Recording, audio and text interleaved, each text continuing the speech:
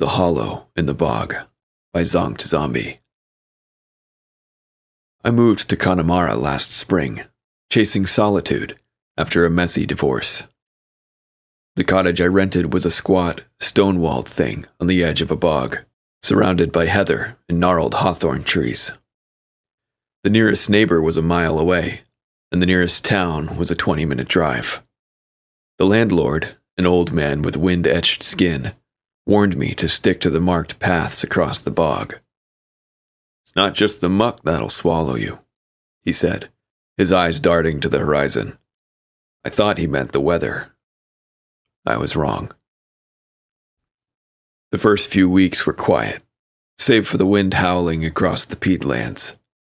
I'd walk the bog paths during the day, sketching the stark beauty of the landscape, gray skies, black water pooling in the hollows, the occasional heron gliding like a ghost.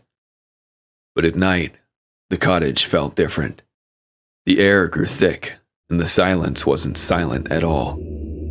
There was a hum, low and constant, like a pulse coming up through the floor. I told myself it was the bog settling, water shifting underground.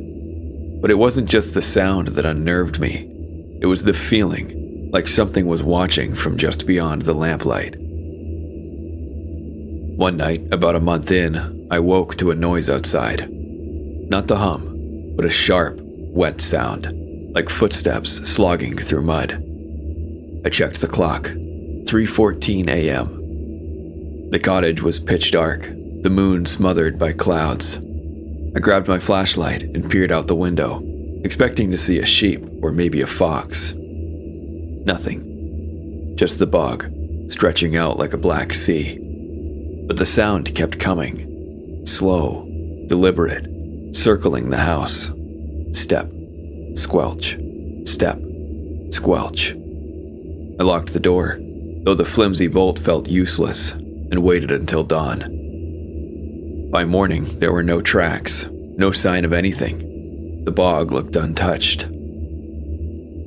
I asked my neighbor, an old woman named Mare who lived in a farmhouse down the road, if she'd heard anything strange. She went quiet, her hands tightening around her mug of tea. "You've been out there at night, haven't you?" she said, not really asking. "Stay out of the bog after dark. It's not safe."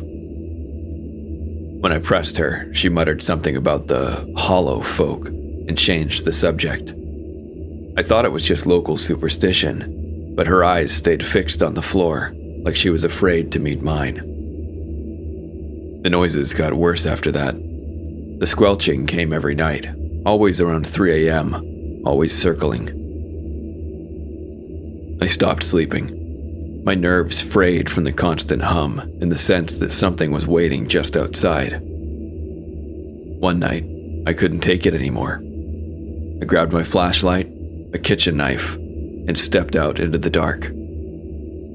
The air was damp, thick with the earthy smell of peat. The bog was silent except for that faint hum vibrating in my chest. I followed the path, my beam cutting through the mist, until I reached a hollow I'd never noticed before. A sunken patch of ground, ringed by twisted roots, with a pool of black water at its center. The hum was louder here, almost deafening, like a chant without words. My flashlight flickered, and for a moment, I thought I saw something in the water. A face, pale and blurred, staring up at me.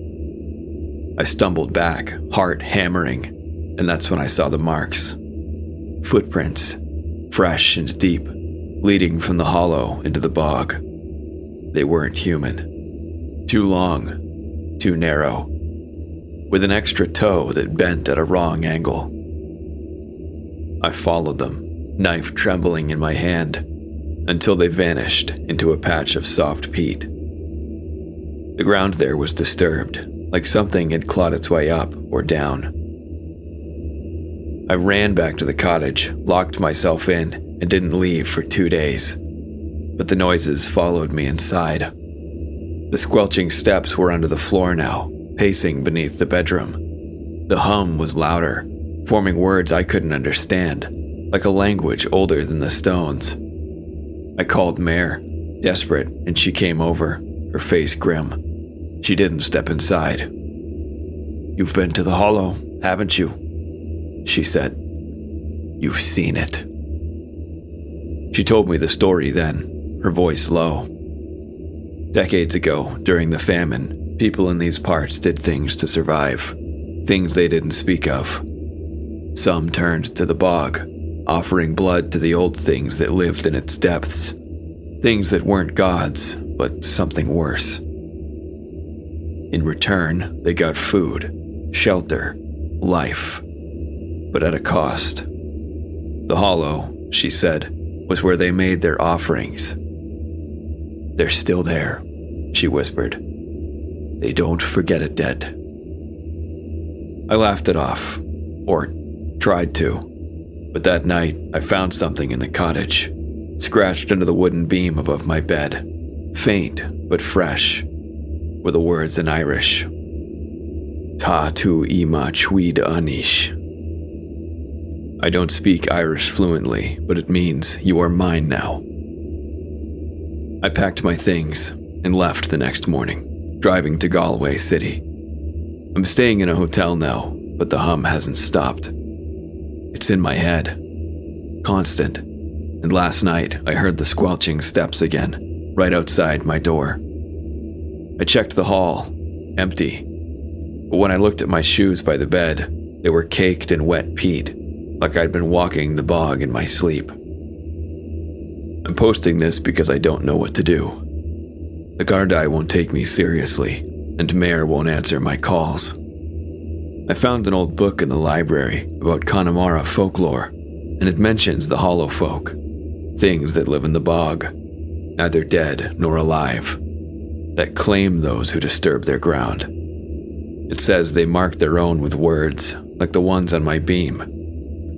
Checked my hotel room ceiling last night. There's nothing there yet, but I can't shake the feeling that something's coming for me. The hum is louder now, and it's starting to sound like my name. Thank you guys for listening to this story by Zonked Zombie.